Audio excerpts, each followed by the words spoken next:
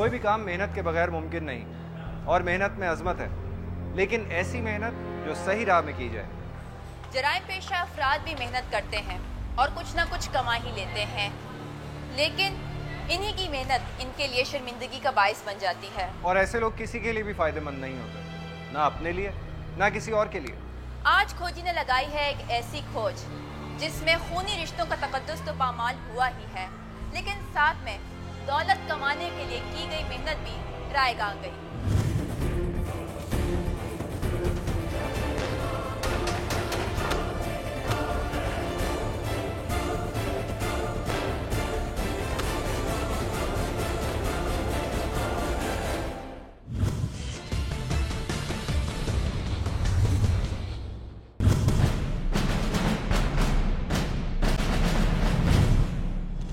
नाम सैयद रिजवान शाह, तालीम BA, police में शमूलियत 1985, ओहदा DSP तैनाती, क्राइम ब्रांच मलीर। आमतौर से हम मोहब्बत के रिश्ते को जिनसी जज्बात का इजहार समझते हैं या फिर खूनी रिश्तों से फितरी लगाओ, लेकिन हकीकत यह है कि मोहब्बत एक अहम एहसास और एक अहम जज्बा है, क्योंकि इन रिश्तों में खुलूस और दिली ताल्लुक होता है जो समाजी रिश्तों में बहुत कम दिखाई देता है। 2009 की बात है, मैं SIC स्पेशल इन्वेस्टिगेशन ईस्ट 2 में जॉब करता था। तो इसी दौरान में एक केस आया मेरे पास, हाई प्रोफाइल केस था।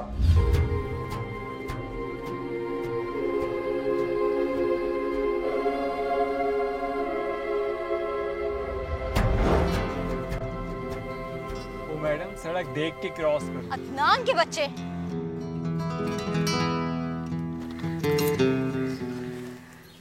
तुमने तो मेरी जान ही निकाल दी। आज तुम्हें तंग करने को दिल कर रहा था। और अगर मुझे चोट लग जाती तो? क्या पागल समझा हुआ है? क्या मैं ऐसा कर सकता हूँ? कसम से तुम्हारी हालत देख के ना मेरी तो हंसी नहीं रुक रही। मैं तुम्हें जान से मार दूंगी। अच्छा एक काम करते हैं, किसी अच्छे से रेस्टोरेंट में चलते हैं और चाइनीज खाते हैं, क्या ख्याल? अब मान भी जाओ, इधर देखो ज़ारा।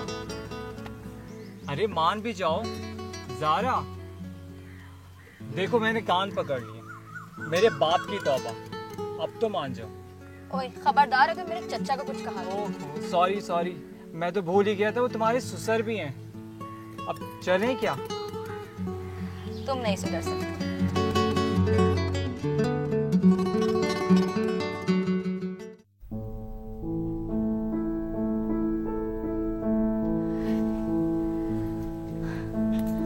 भाई तुम खाना क्यों नहीं खा रहे?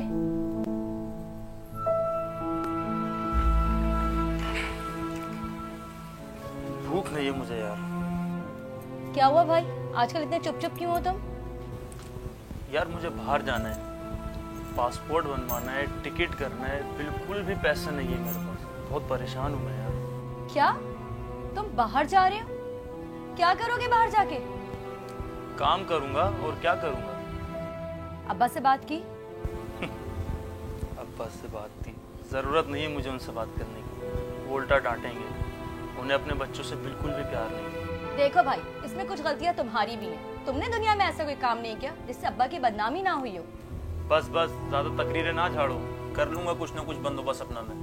भाई मैं जो कहती हूँ हमेशा तुम्हारे भले के लिए कहती हूँ, और अगर तुमने जाना ही है तो चचा जान से बात करो, हो सकता है वो तुम्हारी कुछ मदद कर दें। उन्होंने आज तक बुखार नहीं दिया अपने किसी को, और तुम पैसों की बात कर रही हो। ट्राई करने में क्या हर्ज है? जब कमाने लगो तो लौटा देना। मुश्किल है यार, कुछ और सोचता हूँ। बहरहाल जो भी फैसला करना सोच समझ कर करना। और एक बात भाई, अब भी वक्त है, बदलो खुद को।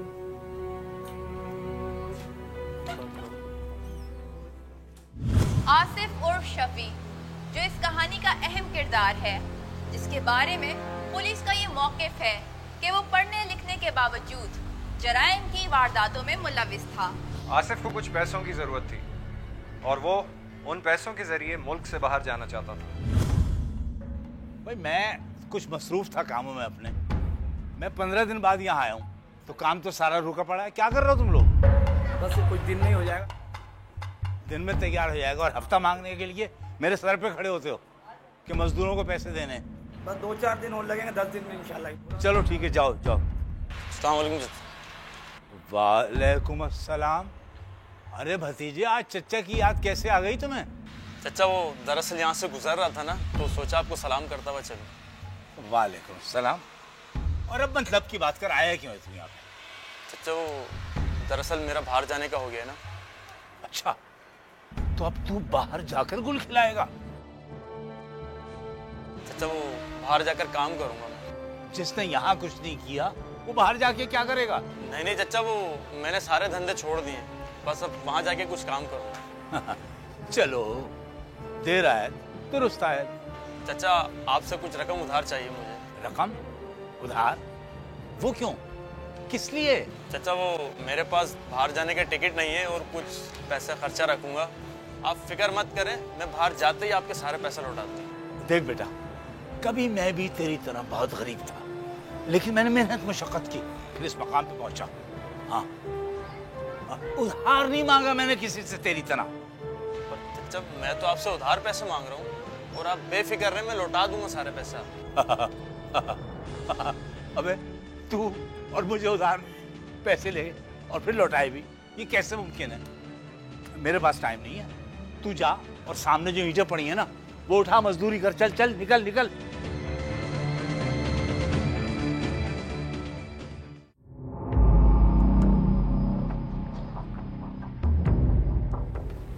चल यार। क्या बात, तेरा मुंह क्यों लटकाऊं?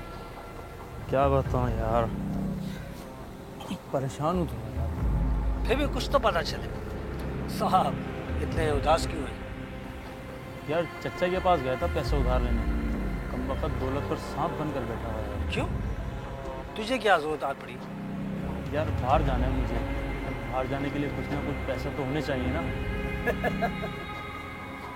अबे ये कोई मसला है? चल बैंक डकैती मारते हैं, तेरा मसला भी हल हो जाएगा और कुछ दिन अपने भी सुकून से गुजार लेंगे। अरे नहीं भाई, कुछ और सोच, खुदा ना खास्ता फंस गए तो। अबे शराफत का जमाना नहीं है, ऐसा करेगा ना तो मर जाएगा। सही कह रहा है यार तू, वाकई में शरीफ आदमी कोई जिंदगी नहीं है यहाँ पर। मैं तो कहता हूँ वापस आ जा, फिर से वही काम धंधा अपना शुरू करते हैं।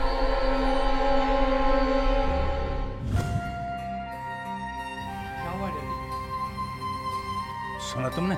ये धमाका हमारी गाड़ी में हुआ है। हाँ, वो तो नजर आ रहा है। 30 लाख रुपए चाहिए मुझे, 30 लाख। मैंने कहा था ना, कोई है आपका दुश्मन।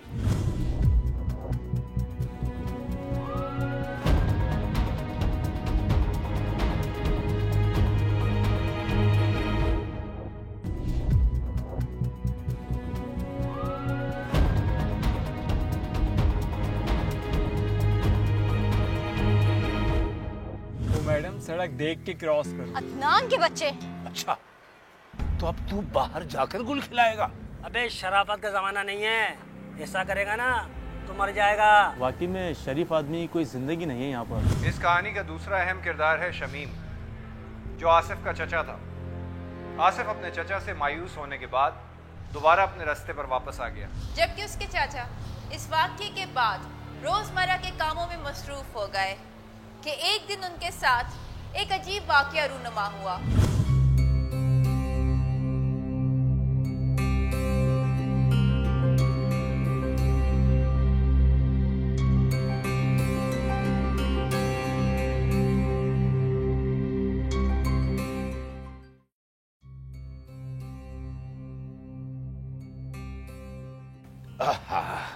अरे आप जल्दी आ गए, खैरियत तो है? हाँ बेगम, आज रात एक पार्टी में जाना है, सोचा कुछ पहले जाके रेस्ट कर लूं। मैं आपके लिए चाय बनाती हूँ। नहीं नहीं बेगम, बैठे आप बैठे, मैं चाय नहीं पीऊंगा भाई। आपने पक्का सोच लिया ना? किस बारे में? अदनान की शादी के बारे में और किस बारे में? हाँ भाई, ज़ारा तो बहुत अच्छी लड़की है। लेकिन आप अपना और उनका स्टैंडर्ड तो देखें, कहीं भी उनका और हमारा स्टेटस नहीं मिलता। अरे भाई, खून तो मिलता है ना। और वैसे भी मैंने भाईजान से वादा किया था कि ज़ारा की शादी अदनान से होगी। आपने उनके घर का माहौल देखा है? मैं तो अपने अदनान की शादी नहीं करूंगी उस घर में। मैंने आज तक तुम्हारे किसी मामले में दखल नहीं दिया और मैं नहीं चाहता कि तुम इस मामले में दखलंदाजी करो। ज़ारा की शादी होगी तो हमारे अदनान से ही होगी।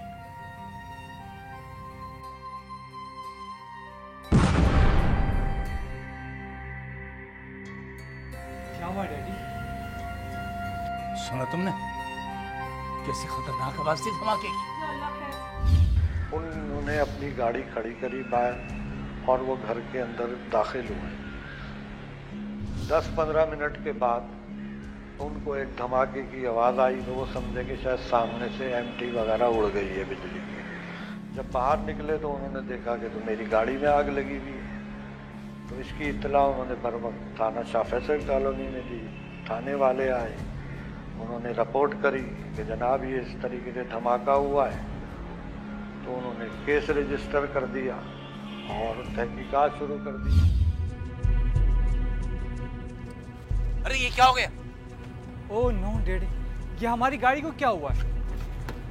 धमाका इसी गाड़ी से हुआ है। जी डैडी, ये धमाका हमारी गाड़ी में हुआ है। हाँ वो तो नजर आ रहा है। देखो कैसा धुआं उठ रहा है। क्यों ना हम पुलिस को इन्फॉर्म करें? सोच क्या रहा हो? जल्दी लगाओ फोन, जल्दी लगाओ फोन पुलिस को। कार में धमाका हुआ था या किसी ने खास मकसद के तहत शरारत की थी, लेकिन ये वाकया शमीम और उसके घर वालों के लिए हैरानकुन था। इसमें कौन मुलव्विस था और ये किसकी शरारत थी? इस सवाल के ताक़ुब में पुलिस मौके पर पहुंच गई। लगता है आपकी गाड़ी को किसी ने उड़ाने की कोशिश की है। जी इंस्पेक्टर साहब, मगर भला मेरी किसी से क्या दुश्मनी हो सकती है? ये तो आप ही बताएंगे कि आपकी किसी से कोई दुश्मनी?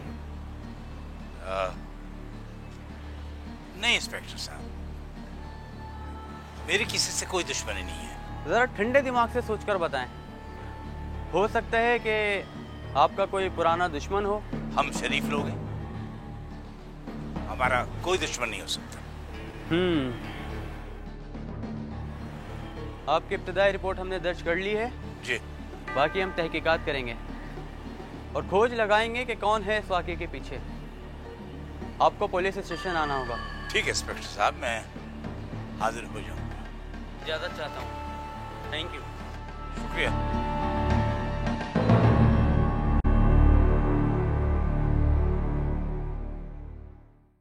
उनके पास टेलीफोन आया, हमें 30 लाख रुपया दो वरना अब तुम्हारे बच्चों को भी मार देंगे।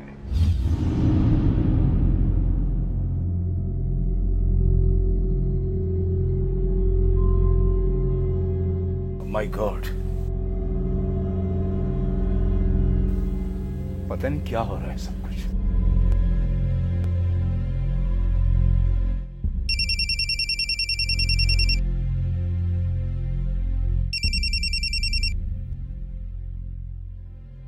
हेलो जी शमीम साहब, टेलर कैसा लगा आपको? कौन हो तुम? इस फिल्म का डायरेक्टर। कौन सी फिल्म, कौन सा ट्रेलर? उसी फिल्म का डायरेक्टर जो सीन आपने देखा है। देखो, मेरी तुम्हारी कोई दुश्मनी नहीं है। तुम जो कोई भी हो सामने आके बात करो। इतनी जल्दी भी क्या है शमीम साहब? तुम मुझे डरा रहे हो? अरे अरे, मैं तुम्हें क्यों डराऊंगा शमीम साहब? मैं तो बस ऐसे ही बता रहा हूँ तुम्हें। आखिर चाहते क्या हो? 30 लाख रुपए चाहिए मुझे। 30 लाख। इतनी बड़ी रकम मैं कहां से दूं तुम्हें? वो तुम्हारा मसला है शमीम साहब। अलबत्ता अगर रकम नहीं दी ना तो फिर अपने बच्चों का ख्याल रखना।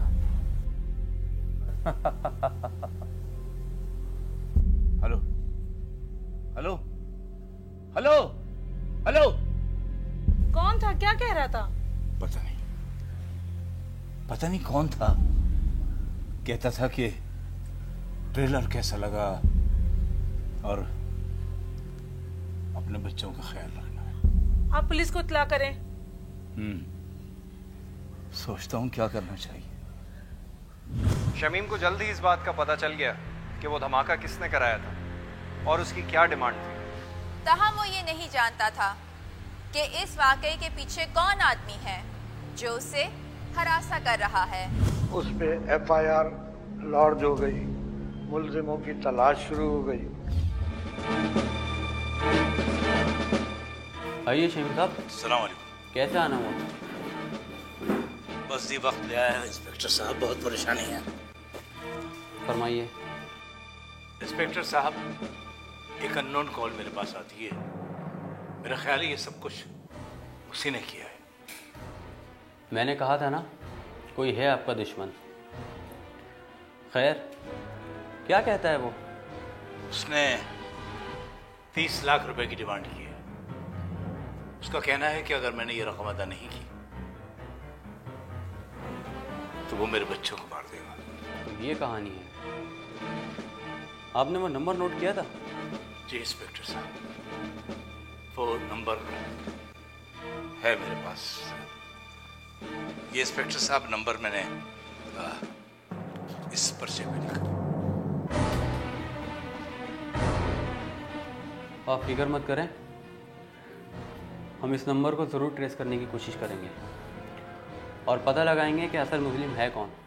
इंस्पेक्टर साहब, अगर मैंने उसको पैसे नहीं दिए तो वो मेरे बच्चों को मारने वाले से बचाने वाला बड़ा होता है शमीम साहब, उसी पे भरोसा रखिए, कुछ नहीं होगा। बस आपने एक काम करना है, जब भी उस नंबर से कॉल आए उसको टालते रहिएगा। और हाँ, रकम देने की जल्दी मत कीजिएगा, आपकी जान को ख़तरा भी हो सकता है।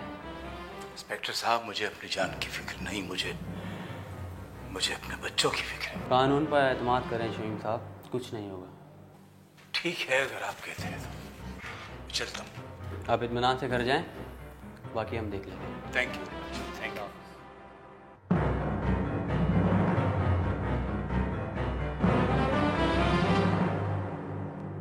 तुम्हारे ख्याल में ये सब कौन करवा सकता है?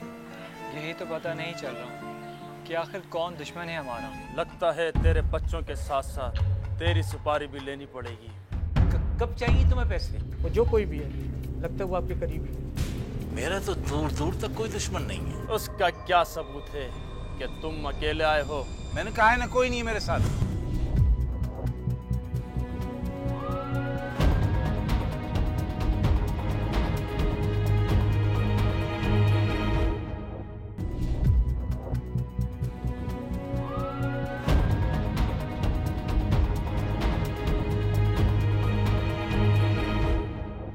मैंने आज तक तुम्हारे किसी मामले में दखल नहीं दिया और मैं नहीं चाहता कि तुम इस मामले में दखल अंदाजी करो। खोज लगाएंगे कि कौन है इस वाक़े के पीछे।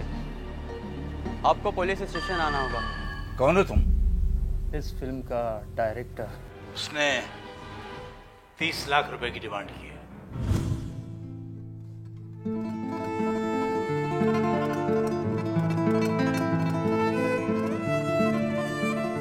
अदनान, ये तो बहुत तशवीशनाक बात है। तुम्हारे ख्याल में ये सब कौन करवा सकता है? यही तो पता नहीं चल रहा कि आखिर कौन दुश्मन है हमारा। तुम कहो तो आसिफ से बात करूं? नहीं नहीं, आसिफ से बात मत करना। डैडी को पता चला तो बहुत नाराज हो जाएंगे।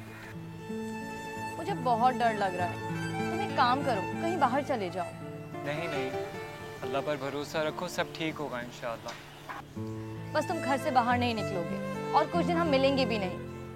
अरे मेरी जान, अगर हम इन जराइम पेशा लोगों से डरने लग गए तो हमारा तो जीना मुश्किल हो जाएगा। बस तुम फिक्र मत करो। मैं नहीं चाहती कि मेरी वजह से कोई मुसीबत नाज़िल हो। ओके बाबा, जो हुक्म सरकार। आप खुश? अदनान, क्या जानो कि मैं तुम्हें कितना चाहती हूँ। मैं भी तुमसे बहुत प्यार करता हूँ और तुम्हारे बगैर जीने का तसव्वुर भी नहीं कर सकता। क्या वाकई बहुत प्यार करते हो? बहुत ज़्यादा। किसी भी इंसान के लिए वो लम्हा तकलीफ का बायस होता है जिसमें दुख, परेशानी और मुसीबत तो हो, लेकिन उसके पीछे चलने वाले मुहर्रिकात का उसे कतई इल्म ना हो। नामालूम कॉलर शमीम को मुख्तलिफ नंबर से कॉल करके पैसे ना देने पर धमकियां दिया करता था। इसी कश्मकश में परेशानी बढ़ती रही और दिन गुजरते गए। हेलो,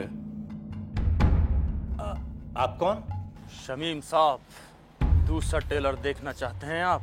खुदा के लिए मेरे पीछे क्यों पड़ गए? रकम का क्या हुआ?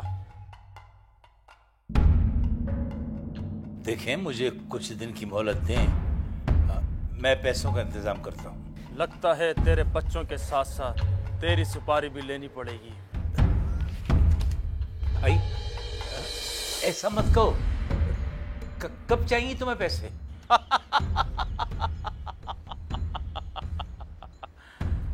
शाबाश, अब आया ना लाइन पर। सुन, कल दोपहर को बादराबाद आ जाना, और याद रख, अगर तूने पुलिस को बताने की कोशिश की ना तो अच्छा नहीं होगा तेरे साथ। नहीं नहीं, आप बेफिक्र हो जाओ, मैं कल मैं पैसों समेत पहुंच जाऊंगा। शाबाश, मेरे फोन का इंतजार करना।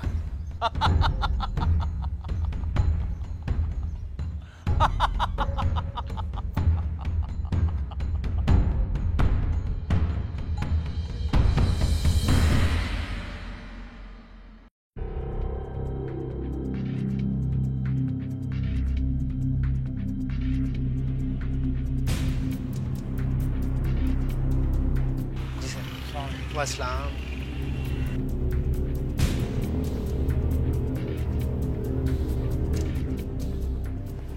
मुझे शमीम साहब से मिलना। सर आप बैठे, मैं बुला के लाता हूँ अभी।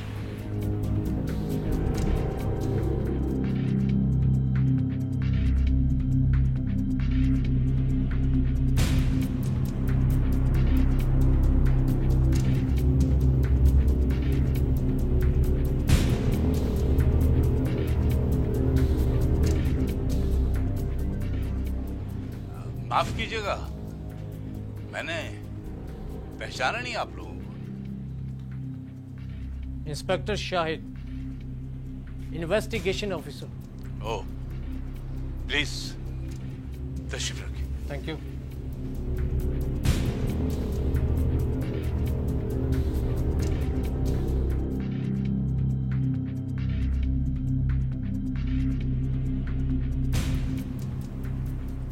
जी इंस्पेक्टर साहब, फरमाइए, क्या खिदमत कर सकता हूँ आपकी? हमारी इन्वेस्टिगेशन सेल में आपका केस आया और इसी सिलसिले में आपसे 2-3 सवालात कर। जी। आपने शकील साहब को जो 2 नंबर दिए थे वो दोनों ही रजिस्टर्ड नहीं है। ओह, आई सी। इसका मतलब ये है कि वो दोनों नंबर फेक हैं। वो जो कोई भी है, लगता है वो आपके करीबी है। इंस्पेक्टर साहब, करीबी तो क्या, मेरा तो दूर दूर तक कोई दुश्मन नहीं है। सर, बात को समझने की कोशिश कीजिए। इंसान ही इंसान का दुश्मन है और इंसान ही इंसान का दोस्त है। 2 चीजें ऐसी हैं जो दुश्मन भी बनाती हैं और दोस्त भी। आप कहना क्या चाहते हैं? आपका जो भी दुश्मन है उसकी नजर आपकी दौलत पर। इंस्पेक्टर साहब, उस शख्स की वजह से मेरा कारोबार डिस्टर्ब हो रहा है, मेरे बच्चे तक परेशान हैं। आप फिक्र मत करें, बच्चों को घर से बाहर जाने ना दें, और कोई भी आपके पास फोन कॉल्स आती हैं हमें फौरन इत्तला करें। इंस्पेक्टर साहब, वो मुझे 2-3 जगह बुला चुका है, लेकिन सामने नहीं आता पैसे लेने। उसे शक है कि पुलिस मेरे साथ है। और इंस्पेक्टर साहब, अब तो उसकी धमकियां और बढ़ गई हैं। उसे पैसों की जरूरत है और वो पैसों के लिए आपसे जरूर मिलेगा। और एक बात, मेरी बताई हुई हिदायत पर अमल करें और मुझसे राब्ते में रहें। अब मैं चलता हूँ, इंशाल्लाह राब्ते में रहिएगा। Thank you very much.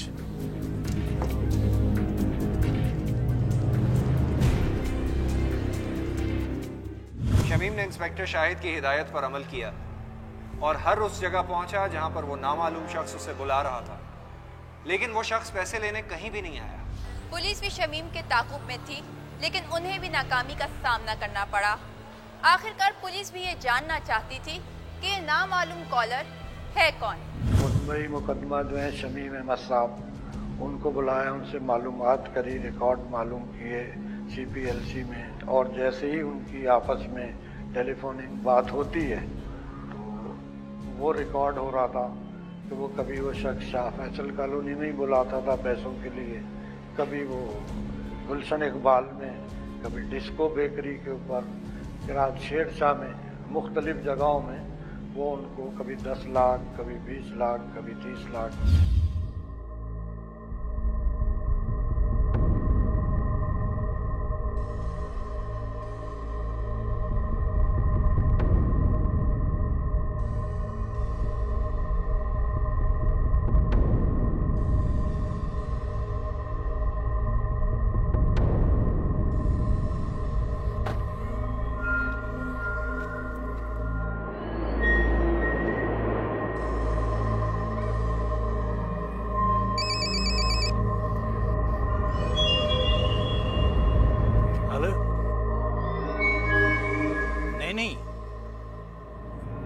मेरे साथ तो कोई भी नहीं है। उसका क्या सबूत है कि तुम अकेले आए हो? देखें, आप खामखा मुझे तंग मत करें। मैंने कहा है ना, कोई नहीं है मेरे साथ। ज्यादा बोलने की जरूरत नहीं है, चुपचाप जितना बोला जा रहा है बस उतना करो। ओह माय गॉड, देखिए आप जो कोई भी है मुझे क्यों तंग कर रहे हैं? मेरा सारा कारोबार ठप होके रह गया। प्लीज मेरी जान छोड़ दें आप। आज हम नहीं मिलेंगे, बस जितना बोला जा रहा है उस पर चुपचाप अमल करो, वरना अपने बच्चों को जिंदा नहीं देख सकोगे तुम। समझे मेरी बात? देखिए, आपकी वजह से मेरा सारा कारोबार ठप होके रह गया। I am sorry. अब तुम वहां से मूव हो जाओ। मुझे मालूम है कौन कौन है तुम्हारे साथ। ना सुन, हम कोई खतरा मोल नहीं लेते, छोड़ देंगे तुम्हारी जान भी। अभी इतनी जल्दी क्या है? चुपचाप वहां से निकलो और एफपी एरिया पहुंच जाओ।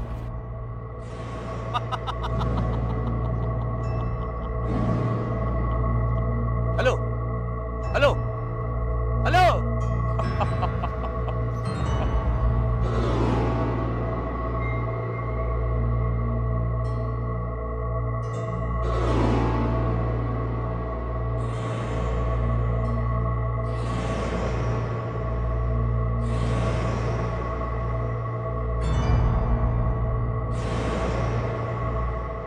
मुल्जिम जितना भी चालाक हो, कहीं ना कहीं गलती जरूर करता। अरे रुके, बात सुने। वो बदबख्त एक बार मेरे सामने आ जाए, मैं उसकी जिंदगी अचरज कर दूंगा। वो मुल्जिमान आपके लिए मुश्किलात खड़ी कर सकते। मुझे माफ कर दे इंस्पेक्टर साहब। तुझे यहाँ माफ करने के लिए लाया हूँ।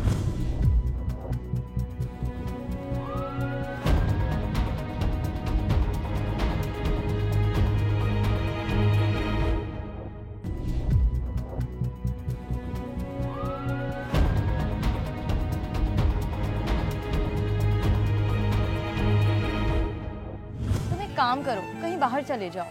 नहीं नहीं, अल्लाह पर भरोसा रखो, सब ठीक होगा इंशाअल्लाह। देखें, मुझे कुछ दिन की मोहलत दें, मैं पैसों का इंतजाम करता हूँ। आपका जो भी दुश्मन है उसकी नजर आपकी दौलत पर। आप जो कोई भी है मुझे क्यों तंग कर रहे हैं? ज्यादा बोलने की जरूरत नहीं है।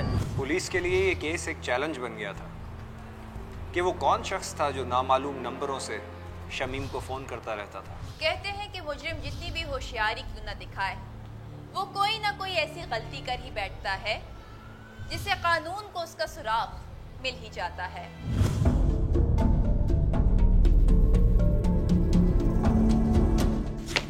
ठीक है, ओके सर, ये सीपीएलसी की रिपोर्ट आ गई।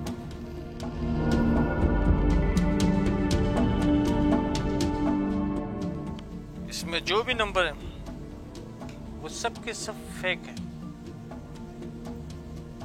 या तो ये आदमी बहुत ज्यादा होशियार या फिर बहुत ज्यादा डरपोक। सर, इस तरह तो ये मुल्जिम पकड़ा नहीं जाएगा। मुल्जिम जितना भी चालाक हो, कहीं ना कहीं गलती जरूर करता है।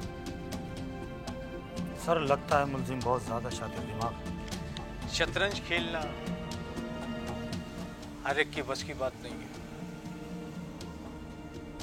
सामने वाला जितनी भी चालें चले, बादशाह को सिर्फ एक शय मिलनी चाहिए, सर मैं समझा नहीं आपकी बात। तुम नहीं समझो। तुम एक काम करो, ये फाइल लाशारी साहब को दे दो। Yes sir. ओके।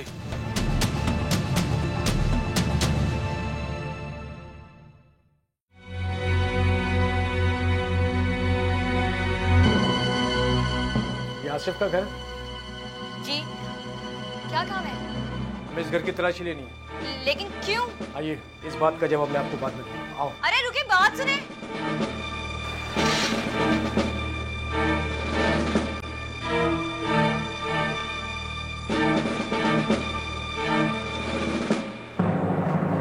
सर लगता है भाग गया। बच के कहाँ जाएगा? आओ मेरे साथ।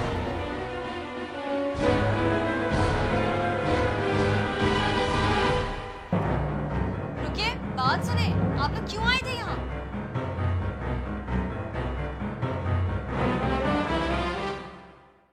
शमीम की परेशानी इतनी बढ़ गई थी कि उसका अपना कारोबार मुतासर होने लगा और उसके पास पैसे देने के अलावा कोई चारा बचा ही नहीं। बिलाखिर उस नामालूम लड़की की फिर कॉल आई और उसने शमीम को एक मर्तबा फिर मिलने के लिए बुलाया।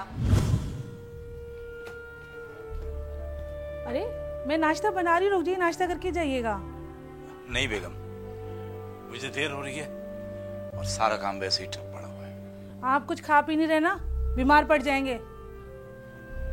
क्या खाऊं पियूं? उस कमबख्त ने मेरी जिंदगी अजीरन की हुई है। मैं तो कहती हूँ खुदा गारत करे उनको जो हमारे पीछे पड़े हैं। वो बदबख्त एक बार मेरे सामने आ जाए तो मैं उसकी जिंदगी अजीरन कर दूंगा। आपको कुछ करने की जरूरत नहीं है, पुलिस जो कर रही है वो करने दीजिए। पुलिस? अरे बेगम, पुलिस ने आज तक किसी मुल्जिम का सुराग लगाया है जो इस बार मुल्जिम गिरफ्तार कर लेगी? मैंने तो पुलिस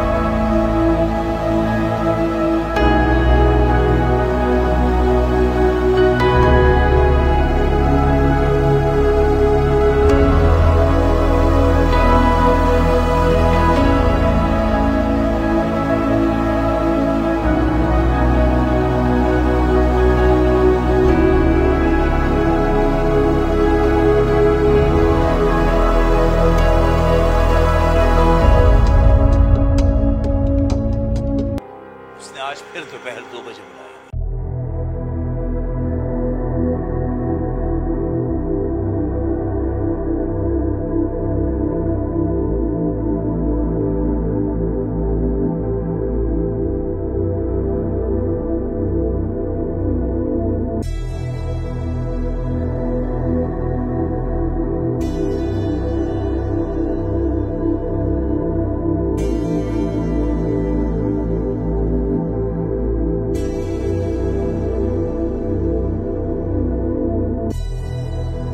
पर पहुंच गया और उसका इंतजार करने लगा।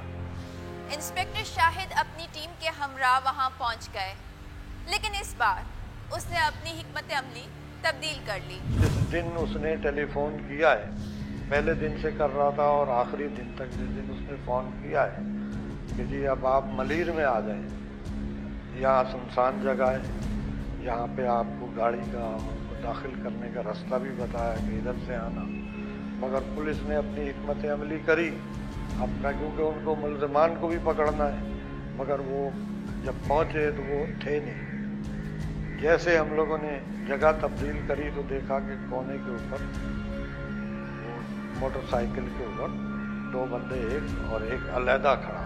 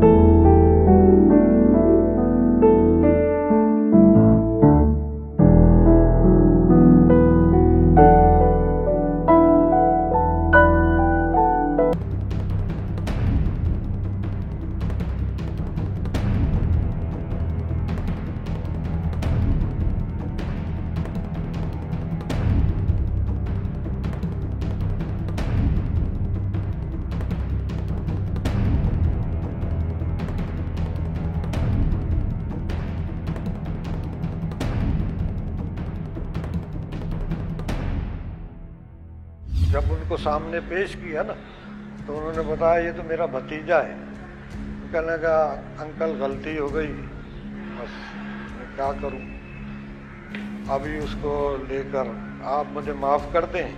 हम उसको गिरफ्तार किया, अदालत के अंदर लेके गए। वहाँ से वो चालान जो है एंटी टेररिस्ट कोर्ट के जज हैं हुसैन शाह बुखारी साहब 3, तो वहाँ पे वो केस चला। मुलजिम को जुर्म साबित होने के ऊपर उसको 50 साल की सज़ा और 50,000 रुपये जुर्माना उन्होंने मुकर्रर किया उसको। मुलजिम जो है अभी तक जेल में है।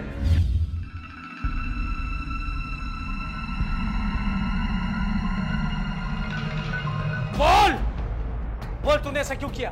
मुझे माफ कर दे इंस्पेक्टर साहब। बोल। मुझे माफ कर दे इंस्पेक्टर साहब। तुझे यहाँ माफ करने के लिए लाया हूँ। बोल, बोलता है या नहीं बोलता? तूने ऐसा क्यों किया? बोल। बड़ी गलती हो गई इंस्पेक्टर साहब। गलती हो गई, गलती मैं अभी तुझे बताता हूँ। इंस्पेक्टर साहब, ये तो मेरा भतीजा है। सर, मैंने आपको पहले ही बता दिया था कि आपका दुश्मन कोई गैर नहीं, आपका करीबी है। बता, तूने अपने अंकल के साथ ये क्यों किया? बोल। मैंने सब लालच में किया इंस्पेक्टर साहब, मुझे माफ कर दे चाचा, प्लीज मुझे माफ कर दे। लालच तो मैं तेरी अभी ऐसी निकालूंगा कि सारी जिंदगी याद करेगा तू। मुझे माफ कर दे चाचा। तुम माफी के लायक नहीं। इंस्पेक्टर साहब, ये लड़का पहले भी जराइम की वारदातों में मुलविस रहा है। इसे इसके किए की जरूर सजा मिलनी चाहिए। चाचा मुझे माफ कर दे चाचा, चाचा प्लीज। स्टॉप। चाचा, चाचा प्लीज आइंदा नहीं करूंगा चाचा। आइए मेरे साथ। चाचा प्लीज मुझे माफ कर दे चाचा, चाचा प्लीज चाचा। मुलजिम का भाई एक दुबई में था, एक बहन यूनिवर्सिटी में है और वो खुद भी ग्रेजुएशन किया हुआ था, बाहर जाने की तैयारी कर रहा था। उसने तो यही बताया कि मैं इनसे 30 लाख रुपए जो मांग रहा हूँ तो एक मेरा आने जाने का टिकट विकेट और ये इंतजाम हो जाए। बुरे कामों का अंजाम हमेशा बुरा होता है। ऐसी मेहनत करके आसिफ को क्या हासिल हुआ? दुनिया भर की जिल्लत और रुसवाई। आसिफ का जुर्म साबित होने पर उसे 50 साल की सजा सुनाई गई। अगर हम अपने आसपास देखें तो हमें हजारों ऐसे लोग नजर आते हैं जो पढ़े लिखे होने के बावजूद अपनी जिंदगी को गलत राह में सर्व करते हुए दिखाई देते हैं। अगर आसिफ जैसे किरदार अपनी तमाम तर सलाहियतों को मनफी कामों के बजाय मुस्बत कामों में इस्तेमाल करे तो हमारा मुल्क कहां से कहां चला जाए। फीडबैक के लिए हमारा ईमेल एड्रेस नोट कर लीजिए, khoji@sama.tv।